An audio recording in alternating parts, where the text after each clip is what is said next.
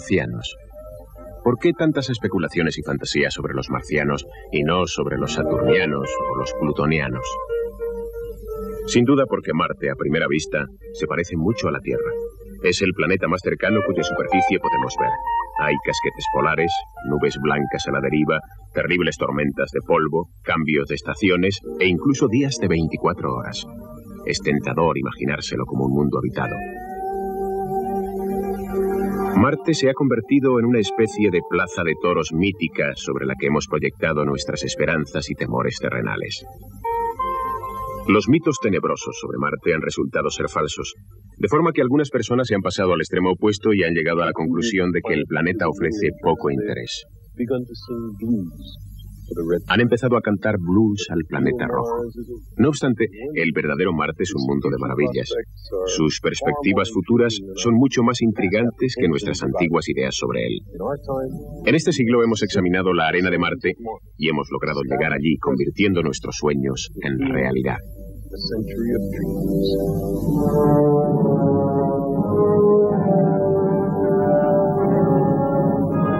El más alarmante de los sueños sobre Marte es el descrito por Wells en La Guerra de los Mundos, en 1897.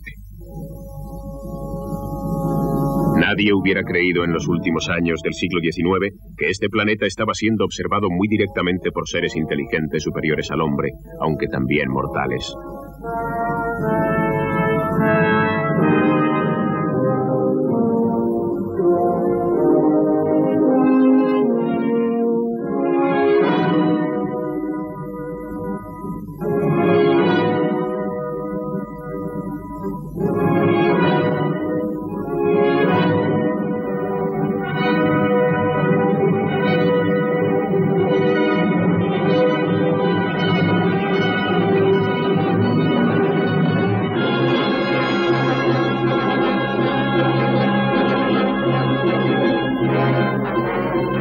Los hombres se preocupaban de sus problemas, estaban siendo sometidos a escrutinio y estudio, de la misma manera en que los hombres examinaban al microscopio las criaturas que se amontonaban y multiplicaban en una gota de agua.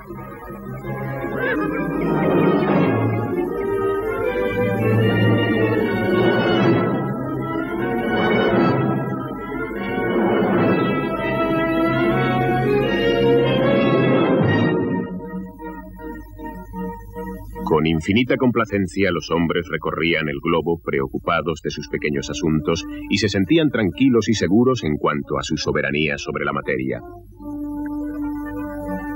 Es posible que los infusorios hagan lo mismo en el microscopio.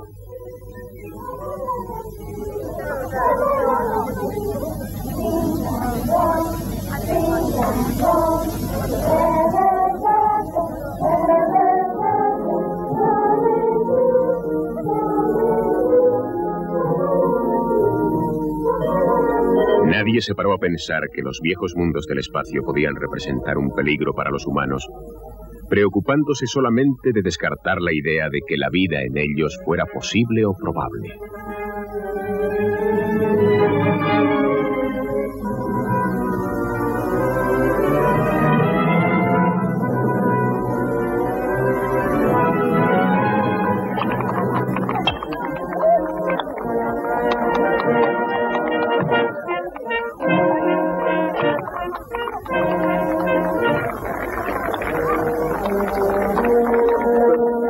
Es curioso recordar algunas de las obsesiones de aquellos días pasados.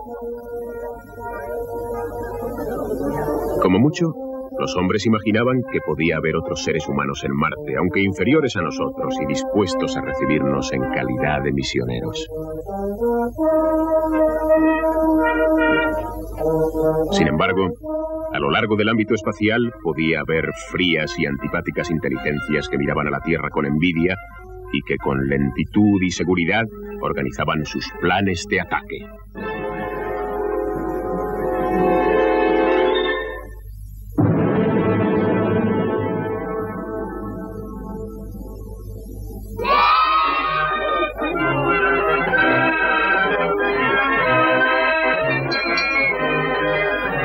La novela de Wells captó la imaginación popular de la última parte de la época victoriana. Eran los tiempos en que el automóvil era una novedad. en que el ritmo de la vida estaba determinado por la velocidad de los caballos. Wells introdujo en este mundo una fantasía interplanetaria de naves espaciales, pistolas de rayos láser y extranjeros implacables. Eran posibilidades originales y perturbadoras. Los marcianos de Wells no eran simples variaciones menores de una raza humana. Antes, al contrario, eran el resultado de un entorno totalmente extraño.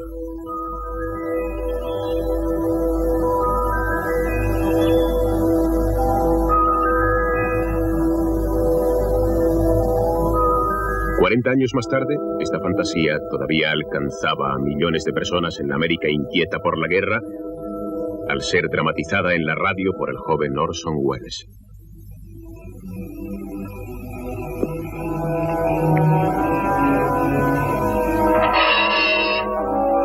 Unos años antes de que se publicara La Guerra de los Mundos, apareció un rico bostoniano llamado Percival Lowell, con una visión de los marcianos totalmente diferente.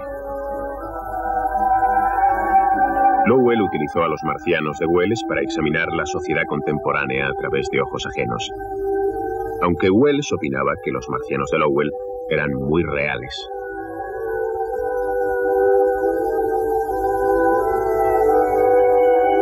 Entonces fue cuando empezaron a surgir las más fuertes polémicas sobre la existencia de vida en Marte.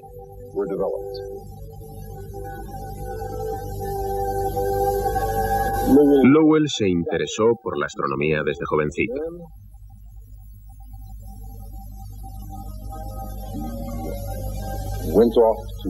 Fue a Harvard, desempeñó un puesto diplomático semioficial en Corea y el resto del tiempo estuvo metido en las ocupaciones normales de los ricos de su época. Pero el amor de su vida fue el planeta Marte. Lowell se quedó electrizado ante el anuncio en 1877 de un astrónomo italiano, Giovanni Schiaparelli, sobre la existencia de canali en Marte. Durante un acercamiento de Marte a la Tierra, Schiaparelli informó de la existencia de una complicada red de luminosas rectas sencillas y dobles que cruzaban las áreas luminosas de Marte. Canali en italiano significa canales o ranuras. Pronto fue elegida la palabra canal, que implica cierto diseño inteligente. Una especie de locura marciana invadió Europa y América, y Percival Lowell se vio atrapado en ella.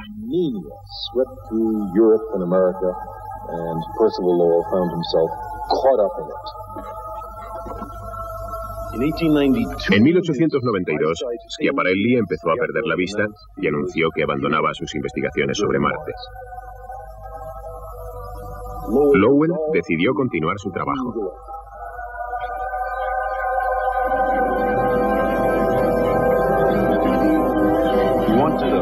Quería un lugar de observación de primera clase, aislado de nubes y de luces de ciudad,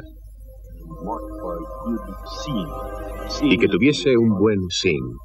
Seeing es el término que utilizan los astrónomos para una atmósfera estable a través de la cual el resplandor de una imagen astronómica es reducido en el telescopio.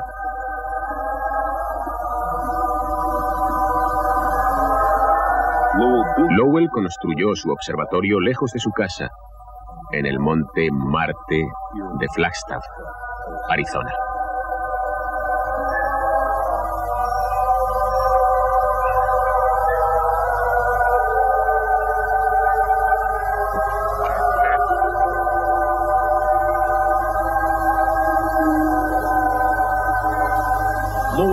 Lowell diseñó las características de la superficie de Marte y especialmente los canales que le obsesionaban. Las observaciones de esta clase no son fáciles. Hay que pasar muchas horas al telescopio bajo el frío de la madrugada. La mayor parte del tiempo la visión es borrosa.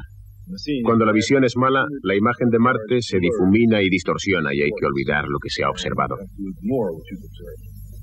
Sin embargo, algunas veces se fija la imagen y se pueden ver maravillosamente las características del planeta.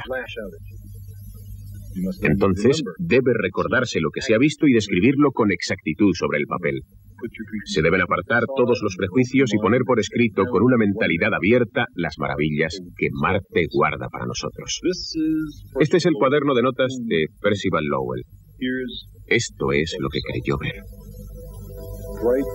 Zonas luminosas y oscuras, un ligero casquete polar y canales, cantidades enormes de canales.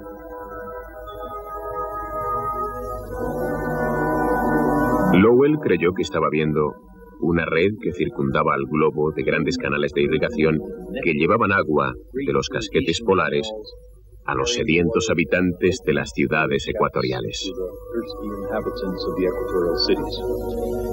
Creía que el planeta estaba habitado por una raza vieja y sabia, probablemente muy diferente a la nuestra. Creía que los cambios de estación en las zonas oscuras se debían al florecimiento y caída de la vegetación. Creía que Marte era fundamentalmente como la Tierra. En resumen, creía demasiadas cosas.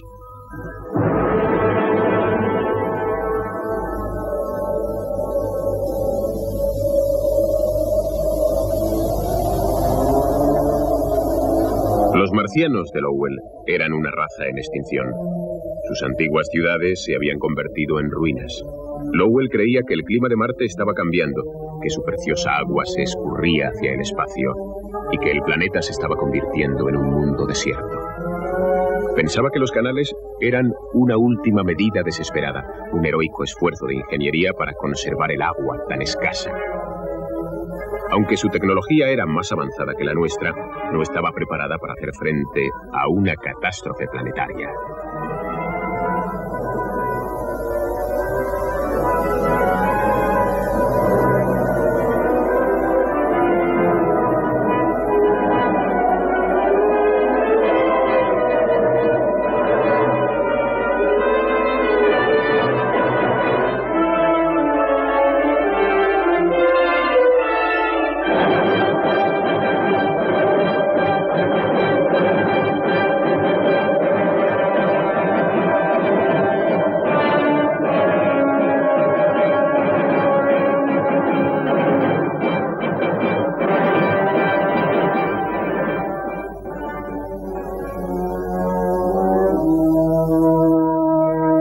El más grave reto contemporáneo a las ideas de Lowell procedió de una fuente inverosímil. El biólogo Alfred Russel Wallace, codescubridor de la evolución por selección natural. Wallace demostró que el aire en Marte era demasiado frío y ligero para permitir la existencia de agua líquida. Dijo que solamente una raza de locos construiría canales en esas condiciones. Los marcianos de Lowell eran pacíficos y confiados, incluso un poco como dioses, muy diferentes de la malvada amenaza que Wells y Orson Welles describieron en La Guerra de los Mundos.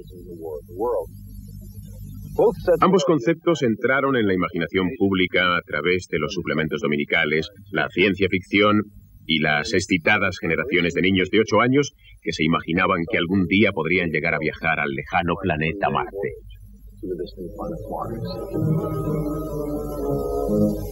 Recuerdo haber leído con intensa fascinación las novelas sobre Marte de Edgar Rice Burroughs. Viajé con John Carter, un aventurero de Virginia, a Barsoom, nombre con que los marcianos denominaban a su planeta. Me pasé entre los animales de carga que llamaban Tots y conseguí la mano de la maravillosa Bella-Toris, princesa de Helio. Hice amistad con un guerrero verde de 3 metros de altura llamado Tar Starkus, bajo las lunas de Marte, en una noche de verano en Barsoom.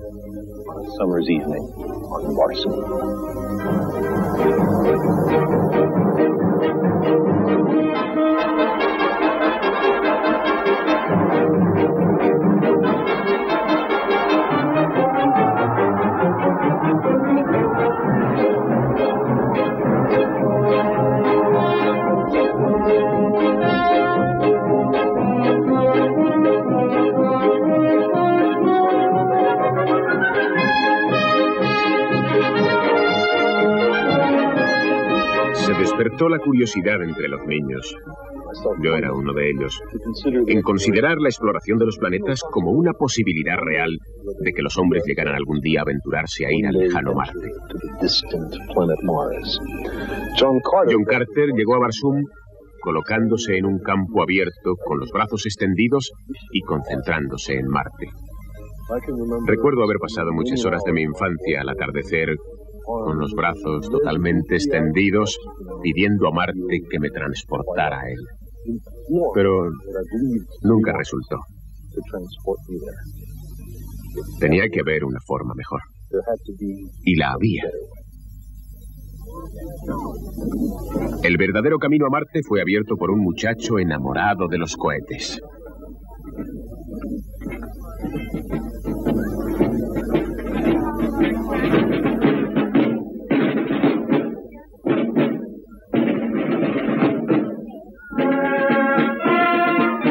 La celebración del 4 de julio en Nueva Inglaterra es muy parecida hoy a como era en 1890.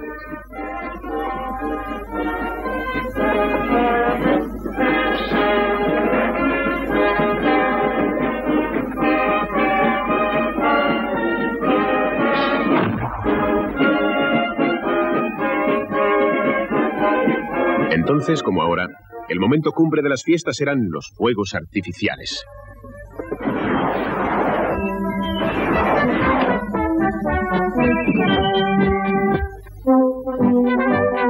Eso era lo que más le gustaba a Robert Goddard. Cuando tenía 16 años ya lanzaba sus propios cohetes. Escribió en su diario, 4 de julio de 1898. Cañones y tracas todo el día. Por la noche hubo 5 cohetes.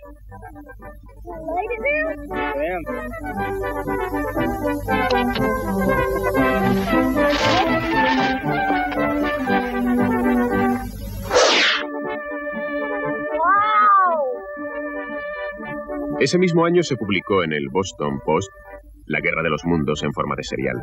Goddard leyó ansiosamente cada palabra. Los periódicos de Boston también daban noticia de las conjeturas del profesor Lowell, a cuyas conferencias asistiría más tarde Goddard.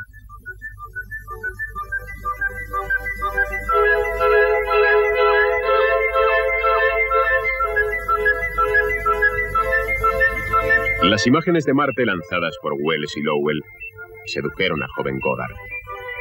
Y a la edad de 17 años, el 19 de octubre de 1899, se cristalizaron en una visión sobrecogedora que dio dirección y sentido a su vida.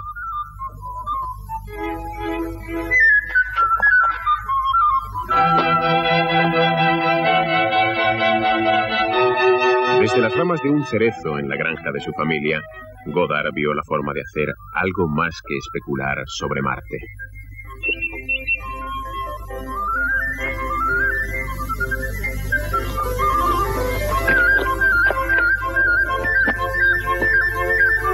Antes de que se hubieran inventado el avión o la radio, Goddard decidió construir un aparato para ir a Marte.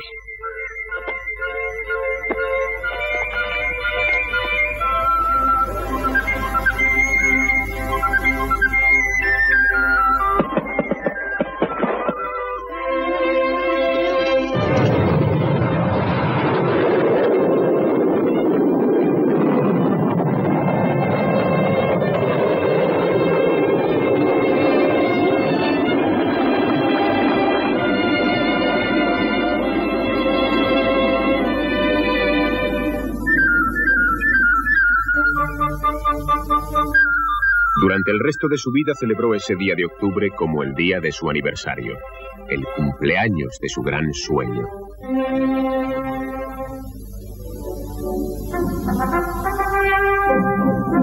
Hacia 1920, después de años de estudios sobre física e ingeniería, empezó a experimentar con cohetes de combustión.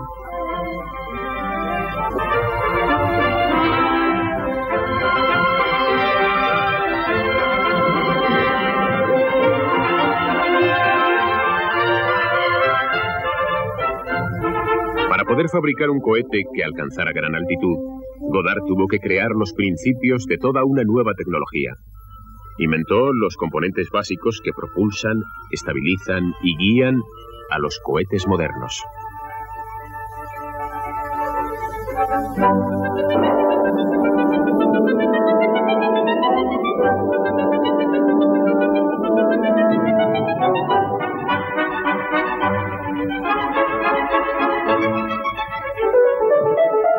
Era un trabajo penoso y difícil, pero Goddard superó todas las contrariedades.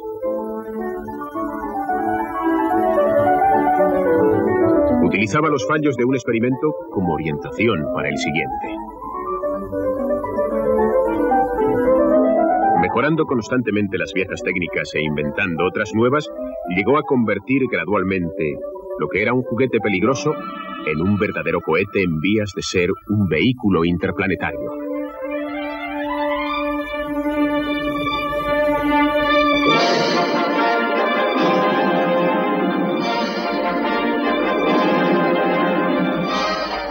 Goddard murió en 1945, antes de que ningún cohete hubiera despegado de la Tierra. Aunque Marte siempre fue su objetivo, Goddard sabía que esta meta sería ridiculizada. El público abogaba por volar a la Luna, que era un objetivo más modesto.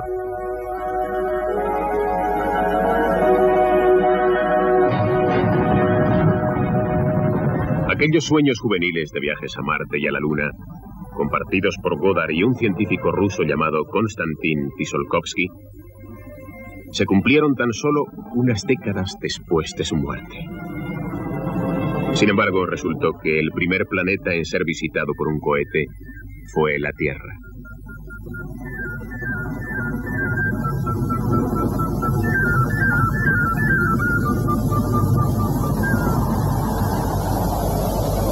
Imagínense que son ustedes visitantes de algún otro planeta extraño. Se acercarían a la Tierra sin ideas preconcebidas. ¿Está habitado el planeta? ¿A qué altitud pueden asegurarlo? Cuando se mira al globo terráqueo no hay señales de vida, hay que observarlo más de cerca. Si hay seres inteligentes, cabe que hayan creado estructuras de ingeniería que puedan verse desde una distancia de varios kilómetros. Pero incluso a esta distancia, un gran valle parece no tener vida. No hay señal de vida, inteligente o no, en Washington, ni en Moscú, ni en Tokio, ni en Pekín.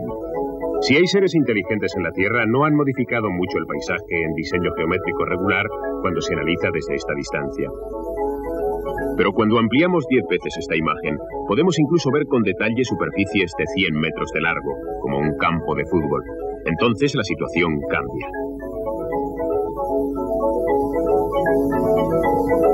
Muchos lugares de la Tierra parece que se cristalizan repentinamente. Descubren un complicado diseño de líneas rectas, cuadros, rectángulos y círculos.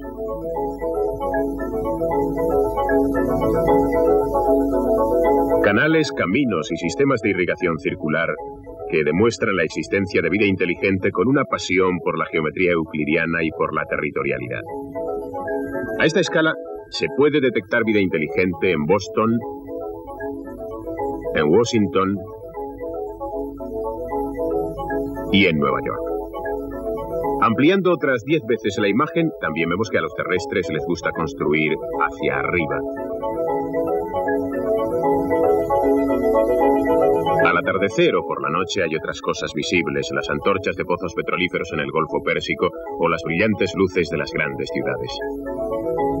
Con un nuevo aumento de 10 veces, vemos ya organismos individuales, focas entre los hielos o personas sobre esquís.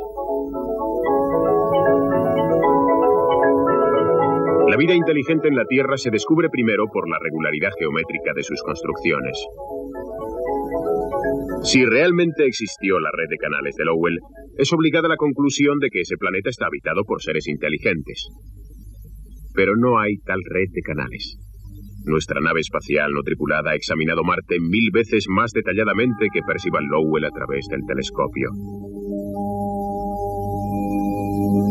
No hay duda de que los canales marcianos tenían un origen inteligente. La única duda estaba en saber a qué lado del telescopio se encontraba la inteligencia. En la medida en que tenemos emociones, somos vulnerables a engañarnos a nosotros mismos. No obstante, incluso sin los canales, la exploración de Marte evoca una especie de locura que Colón y Marco Polo debieron sentir.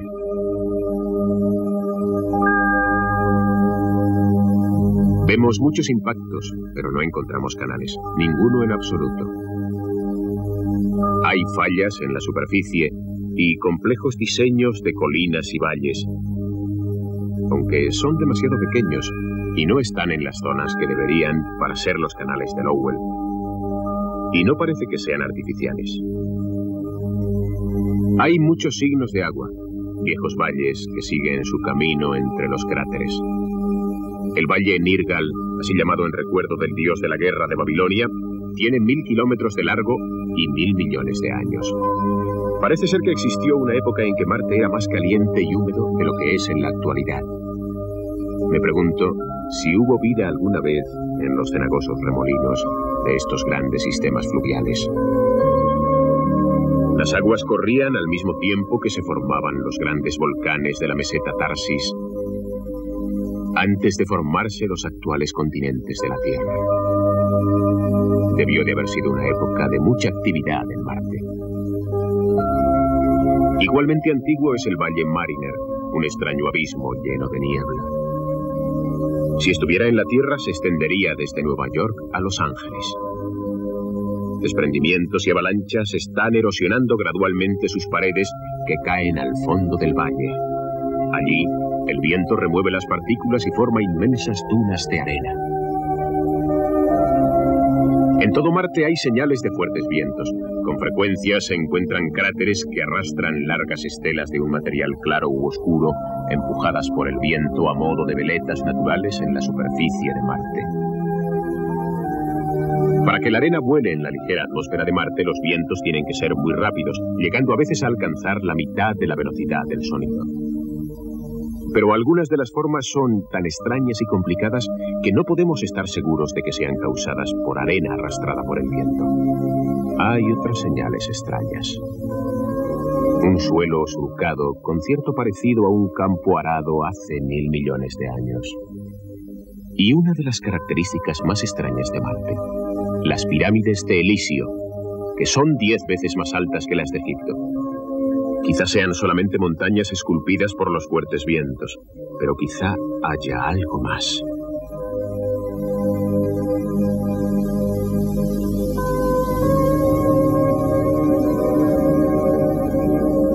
Qué maravilloso sería planear sobre la superficie de Marte y volar sobre el monte Olimpo, el mayor volcán conocido en el sistema solar. El área de superficie de Marte es exactamente igual que el área de la Tierra. Pasará mucho tiempo antes de que este planeta pueda ser totalmente explorado.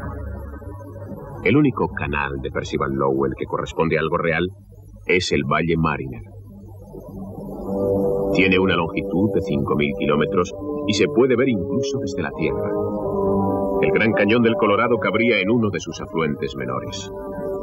Algún día navegaremos por el río Mariner.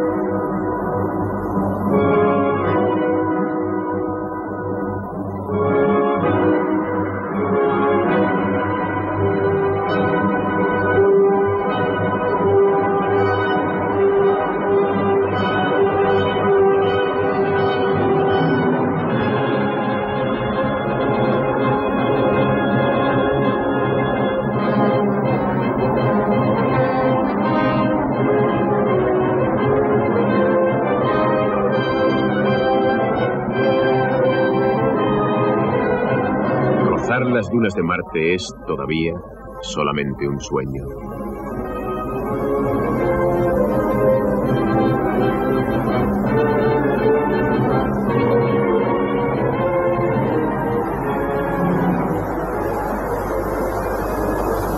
Aunque de hecho, hemos enviado emisarios a Marte.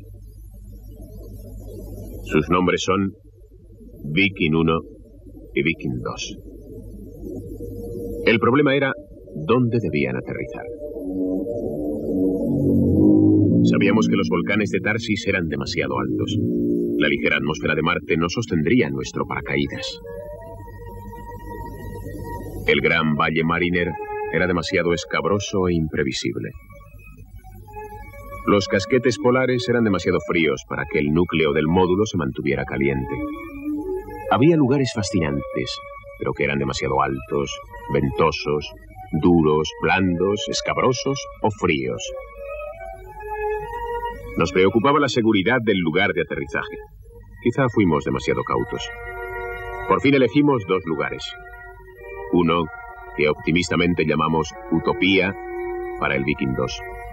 Y otro, a 8.000 kilómetros de distancia, no lejos de la confluencia de 4 grandes canales, como lugar de aterrizaje para el Viking 1.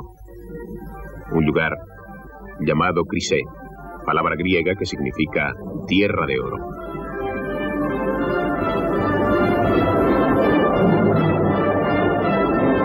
Después de un viaje de 100 millones de kilómetros, el 20 de julio de 1976, el Viking 1 aterrizó justo en el blanco, sobre la planicie de Chryse.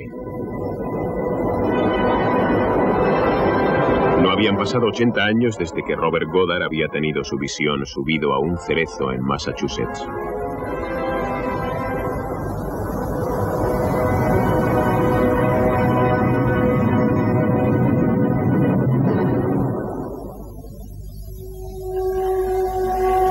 Después de hibernar durante un año en su viaje interplanetario, el Viking despertó en otro mundo. Lo primero que hizo fue llamar a casa para informar de su llegada. Comenzó a moverse siguiendo las instrucciones que había memorizado meses antes, sacando primero un dedo para comprobar el viento de Marte. Después, flexionando el brazo, arrojó un guante protector. Luego, se preparó para olfatear el aire y catar el suelo.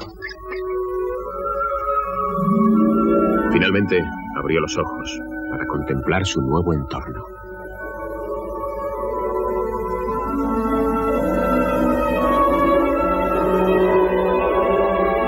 La primera obligación del Viking era fotografiar sus propios pies. En caso de que el Viking se hundiera en los arenales de Marte, queríamos saberlo antes de que desapareciera. A su regreso en la Tierra, esperábamos impacientes las primeras imágenes. Viking pintó su retrato a trazos verticales, línea por línea, hasta que, con gran alivio, vimos el módulo bien plantado sobre el suelo de Marte. Esta fue la primera imagen que nos llegó de la superficie de Marte.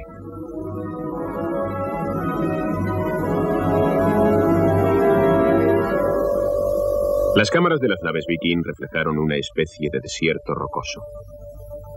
Detrás del módulo vimos por primera vez el paisaje del planeta rojo. No parecía un mundo extraño. Había rocas, dunas y suaves colinas tan naturales y familiares como el paisaje de la Tierra. Desde entonces, Marte sería un lugar.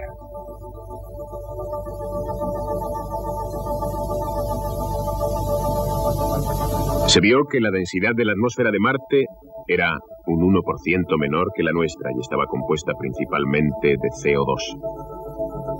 Había pequeñas cantidades de nitrógeno, argón, H2O y oxígeno. No había casi nada de ozono, de forma que la superficie no estaba protegida de los rayos ultravioleta del Sol como lo está la Tierra. Hacía frío hasta los días más calientes y por las noches la temperatura alcanzaba los 100 grados centígrados bajo cero. En invierno la superficie estaba cubierta por una fina capa de hielo.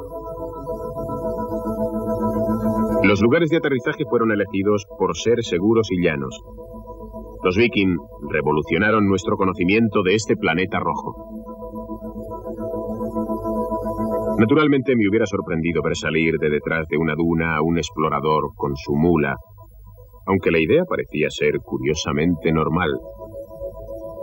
Sin embargo, mientras estuvimos observando, no apareció ningún explorador.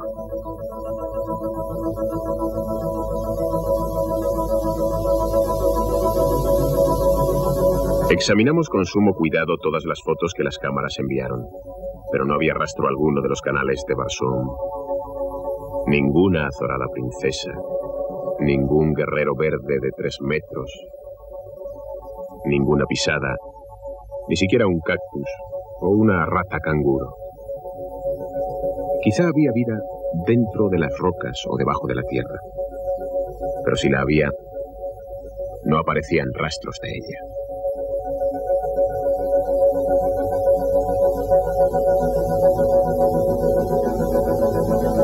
Durante la mayor parte de su historia, la Tierra ha tenido microbios, pero no suficientemente grandes para verse. Quizá ocurra lo mismo en Marte.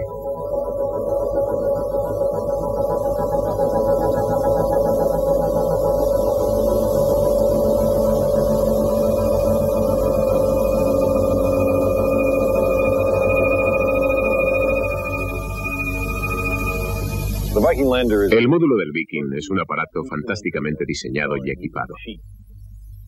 Lleva la capacidad humana a lugares extraños. Según algunos, es tan inteligente como un saltamontes. Según otros, solo tiene la inteligencia de una bacteria. No hay nada degradante en estas comparaciones. La naturaleza tardó cientos de millones de años en desarrollar una bacteria y miles de millones en desarrollar un saltamontes. Considerando nuestra poca experiencia en estas cosas, lo estamos haciendo bastante bien. En ambos lugares de aterrizaje, en Chryse y en Utopía, hemos ahondado en las arenas de Marte. A una escala muy pequeña, estas excavaciones son las primeras obras de ingeniería humana en otro mundo.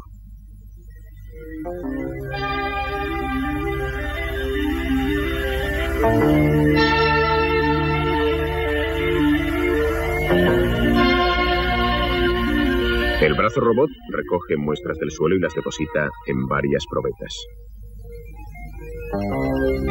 Luego las muestras se someten a 5 experiencias, 2 para el estudio de su composición química y 3 para analizar su microbiología. Las experiencias biológicas del Viking representan un esfuerzo pionero en la búsqueda de vida en otros mundos. Los resultados son preocupantes, molestos, provocadores, estimulantes y muy ambiguos. Siguiendo criterios establecidos antes del lanzamiento, 2 de los 3 experimentos microbiológicos del Viking parecen haber dado resultados positivos. En primer lugar, cuando las muestras de suelo de Marte se mezclan con caldo orgánico terrestre, parece que algo en el suelo ha descompuesto el alimento, como si hubiera pequeños microbios marcianos que metabolizaran y disfrutaran del caldo terrestre. En segundo lugar, cuando se mezclan los gases de la Tierra con suelo marciano, parece producirse una combinación química, como si hubiera pequeños microbios marcianos capaces de sintetizar materia orgánica de los gases atmosféricos. Pero la situación es compleja. Marte no es la Tierra. Como nos recuerda el legado de Percival Lowell, somos vulnerables al engaño. Puede ser que la luz ultravioleta del Sol, al tocar la superficie de Marte, produzca una sustancia química que oxide los alimentos. Puede que haya un catalizador en el suelo de Marte que pueda combinar los gases atmosféricos con el suelo y producir moléculas orgánicas. Las rojizas arenas de Marte fueron excavadas 7 veces en 2 lugares de aterrizaje diferentes, tan distantes uno del otro como Boston de Bagdad, y los resultados estaban probablemente en todo Marte. ¿Pero era vida o solamente la química del suelo? Estudios recientes indican que una especie de arcilla que se sabe que existe en Marte puede servir como catalizador para acelerar, en ausencia de vida, reacciones químicas parecidas a la vida. Puede ser que al principio de la historia de la Tierra, antes de aparecer la vida, hubiera pequeños ciclos químicos que producían en el suelo algo como fotosíntesis y respiración, que serían incorporados por la biología cuando surgió la vida. Puede que haya vida en otra parte fuera de los 2 lugares que examinamos, o tal vez haya otro tipo de vida en Marte. La vida no es más que una especie de proceso químico suficientemente complejo para permitir la reproducción y la evolución. Me pregunto si alguna vez encontraremos un espécimen de vida basado no en moléculas orgánicas, sino en alguna otra cosa, en algo más exótico. Los experimentos microbiológicos Viking revelaron que en el suelo de Marte no hay restos orgánicos de criaturas extinguidas. Tal vez la química reactiva de la superficie ha destruido las moléculas orgánicas, moléculas que se basaban en el carbono. O quizá no haya vida alguna en Marte y lo único que descubrió el programa Viking fue una extraña química del terreno. O tal vez haya vida, pero no tan basada en la química orgánica como en la Tierra. Personalmente, no creo que esto sea muy probable. Soy un entusiasta del carbono. Lo admito plenamente. El carbono es terriblemente abundante en el cosmos y produce moléculas orgánicas maravillosamente complejas que son extraordinariamente buenas para la vida. También soy un entusiasta del agua. Es un disolvente ideal para las moléculas orgánicas y se mantiene líquido a una amplísima escala de temperaturas. Sin embargo, a veces me pregunto, ¿podría mi afición por estos materiales estar relacionada con el hecho de que yo estoy básicamente compuesto de ellos? ¿Estamos constituidos de agua y carbono porque estos materiales eran abundantes en la Tierra primitiva en los tiempos en que se originó la vida?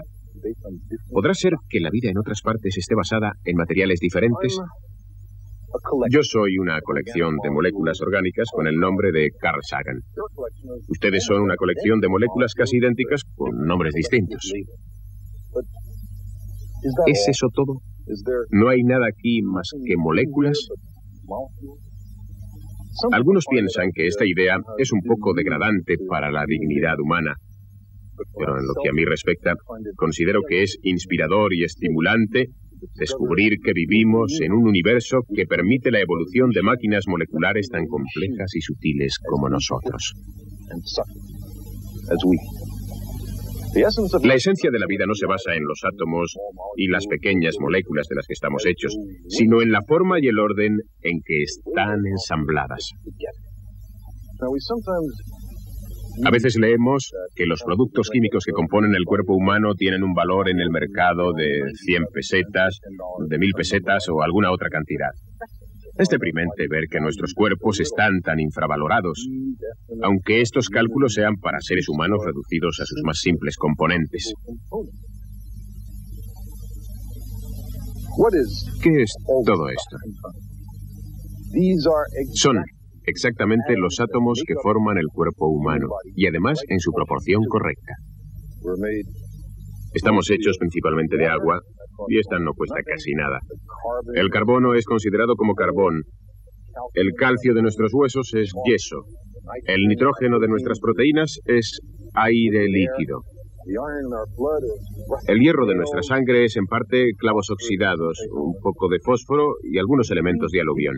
Si fuéramos más ignorantes, estaríamos tentados de coger todos estos átomos y mezclarlos en un contenedor como este.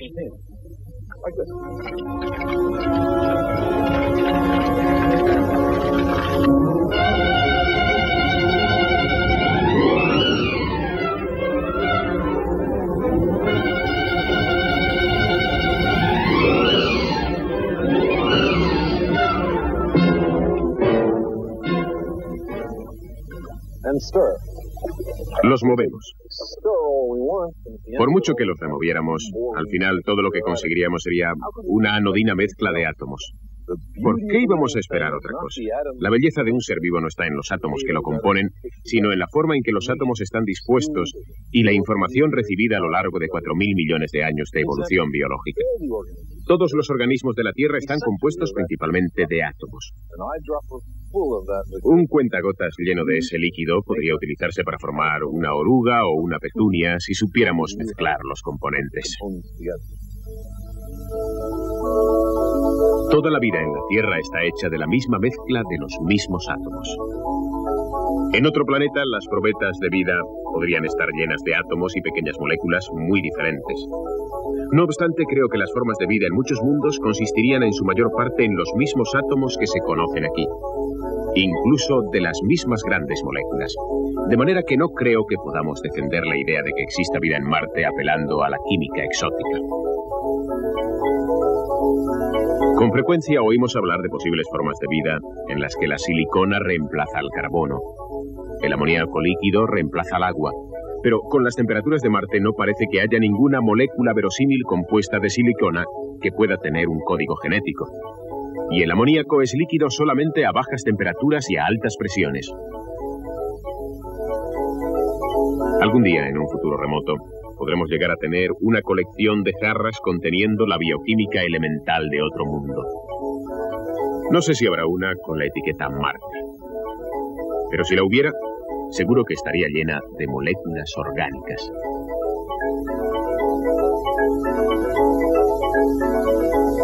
Aunque hay otra forma de buscar vida en Marte, de investigar los descubrimientos y las delicias que ese entorno heterogéneo nos promete. Una de las cosas que puede hacer un saltamontes, pero no puede hacer el viking, es trasladarse. Hemos aterrizado en los lugares menos interesantes de Marte. Por todos los sólidos hallazgos científicos y las tentadoras pistas que ha proporcionado el viking, sabemos que hay muchísimos lugares en el planeta mucho más interesantes. Lo que necesitamos es un vehículo espacial con adelantos en biología y en química orgánica, que pueda aterrizar en lugares seguros, aunque sean anodinos, y que se pasee por los lugares interesantes.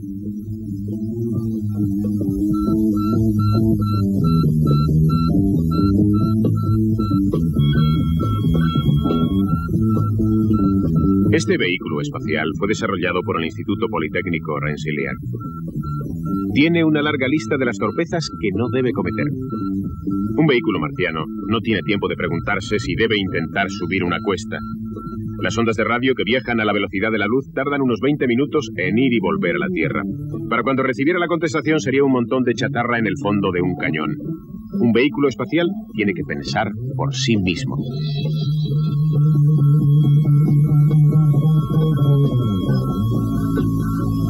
Imagínense un vehículo espacial con ojos láser como este, pero equipado con sofisticados instrumentos biológicos y químicos, brazos catadores, microscopios y cámaras de televisión, paseándose por el paisaje marciano. Podría llegar a su horizonte todos los días. Un rasgo lejano que apenas puede percibir al amanecer puede llegar a tocarlo al anochecer.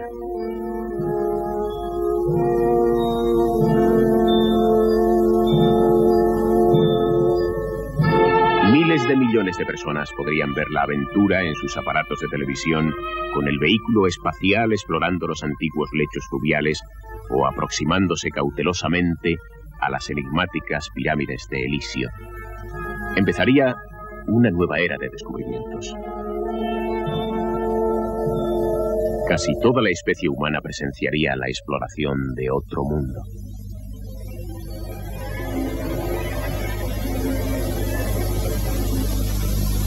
Hace solamente 80 años, lo más que podíamos acercarnos a Marte era mediante una trémula imagen a través de un telescopio en Arizona.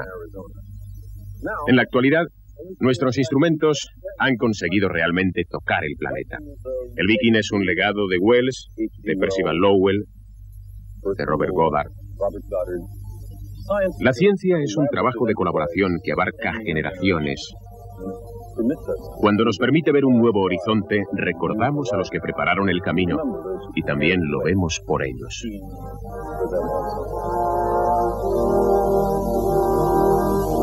En cada módulo hay un micropunto en el que están escritos con letra muy pequeña los nombres de los 10.000 hombres y mujeres que colaboraron en el espléndido éxito del Viking. Uno de los nombres escritos en el micropunto era el de un amigo mío, un destacado microbiólogo llamado Wolf Wisniak. Fue la primera persona que construyó un aparato para buscar microbios en otro mundo. Sus amigos lo llamaron la trampa de Wolf. Contenía un nutritivo líquido al que habría que añadir tierra marciana. Los microbios a los que les gustara el alimento crecerían en ese medio nutritivo y lo llenarían. Se seleccionó la trampa Wolf para ir con el Viking a Marte, pero la NASA es muy vulnerable a recortes de presupuesto y la trampa de Wolf fue retirada como medida económica. Fue un golpe terrible para Wisniak, ya que había dedicado a ello 12 años. Tal vez otros hubieran abandonado el proyecto, pero Wisniak era un hombre dócil y disciplinado. Decidió entonces estudiar el lugar de este planeta más parecido a Marte: los áridos valles de la Antártida, que se consideraban estériles desde hacía mucho tiempo.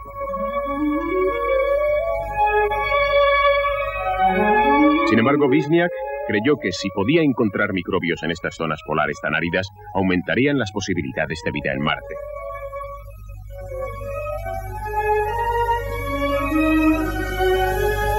De forma que en noviembre de 1973, Vizniak se trasladó al lejano valle de los montes Asgard de la Antártida.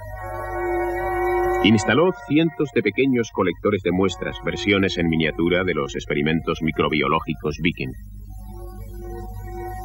El 10 de diciembre salió del campamento para recoger unas muestras y nunca regresó.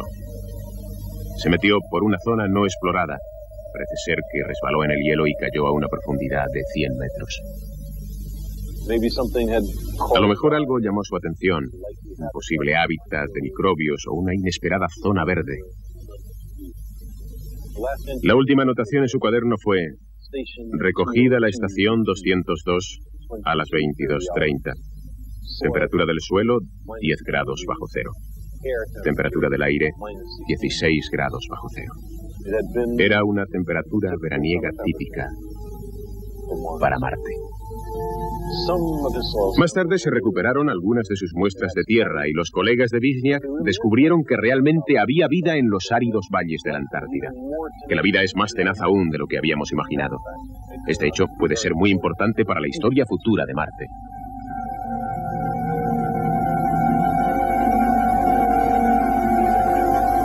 Llegará el día en que Marte esté totalmente explorado. ¿Y entonces qué? ¿Qué debemos hacer con Marte? Si hay vida en Marte, creo que no deberíamos hacer nada que la alterara. Marte es de los marcianos, aunque sean microbios. No obstante, supongamos que en Marte realmente no hay vida. ¿Podríamos de alguna forma ser capaces de vivir allí y hacer que Marte fuese habitable como la Tierra? ¿Podríamos dar forma de tierra a otro mundo? Por muy maravilloso que pueda ser Marte, presenta ciertos problemas para nosotros. Hay muy poco oxígeno, no hay agua líquida y hay demasiada luz ultravioleta. Aunque todo esto podría resolverse si pudiéramos fabricar más aire. Con presiones atmosféricas más altas sería posible el agua líquida. Con más oxígeno podríamos respirar el aire y el ozono serviría para proteger la superficie de la luz ultravioleta del Sol. La evidencia de que ha existido agua líquida en el pasado indica que Marte tuvo en un tiempo una atmósfera más densa que no ha podido escapar al espacio. En alguna parte del planeta tiene que quedar algo. Seguramente en el subsuelo helado y en mayor cantidad en los casquetes polares actuales. Para evaporar los casquetes polares tenemos que calentarlos cubriéndolos preferentemente de algo oscuro que absorba más luz. Ese algo también debería ser común y capaz de hacer copias de sí mismo. Bien, estas cosas existen. Las llamamos plantas. Tendríamos que desarrollar por selección artificial e ingeniería genética plantas oscuras capaces de sobrevivir en el crudo ambiente de Marte. Estas plantas podrían sembrarse en las grandes extensiones de los casquetes polares de Marte, echando raíces, extendiéndose, desprendiendo oxígeno, oscureciendo la superficie, derritiendo el hielo y liberando a la antigua atmósfera de Marte de su larga cautividad. Podríamos incluso imaginar una especie de Juanito marciano, robot o humano, paseándose por los gélidos desiertos polares para beneficio de las generaciones futuras. Pueden hacer falta cientos o miles de años.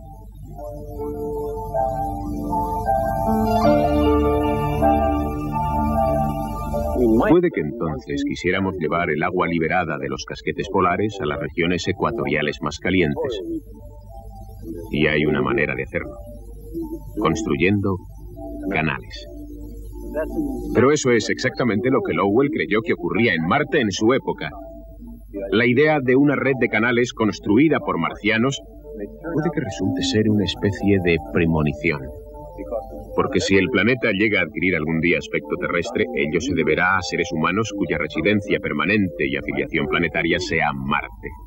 Los marcianos seríamos nosotros.